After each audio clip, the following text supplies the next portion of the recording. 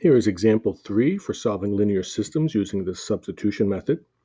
We see that we have two equations, neither of which are solved for any of the variables. So we have to isolate one of the variables in one of the equations.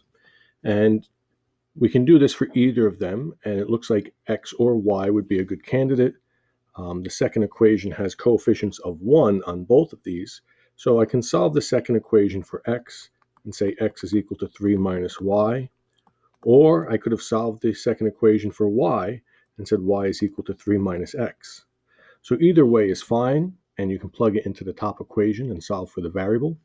I'm going to stick with x equals 3 minus y, and anywhere we see x in the top equation, we will replace that. So now we will write our new equation.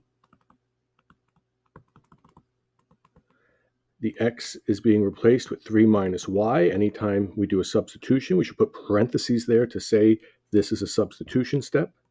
Plus 4y equals 6. This is the original part of the equation. Now we can combine like terms. 3 minus y plus 4y equals 6. The y's combine, and we have 3 plus 3y equals 6. Subtract 3 from both sides. 3y equals 3. And if we divide both sides by 3, we get y equals 1. Now that we have y equals 1, we go back to our original system.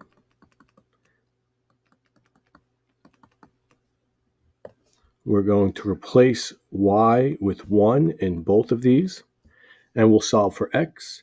And both x values should come out to be the same. If they do, then we know we have solved this correctly. If we get different answers for x, then we have the wrong y value, and we have to check our work. So the top equation becomes x plus 4 times 1 is 4 equals 6. Subtract 4 from both sides, and we have x is equal to 2. Let's compare that to the bottom. X plus, we're replacing y with 1 equals 3. Subtract 1 from both sides, and we have x equals 2. And because these two answers match, we are confident that we did this correctly. We can write our solution as an ordered pair. 2, 1. And that's the answer to the system.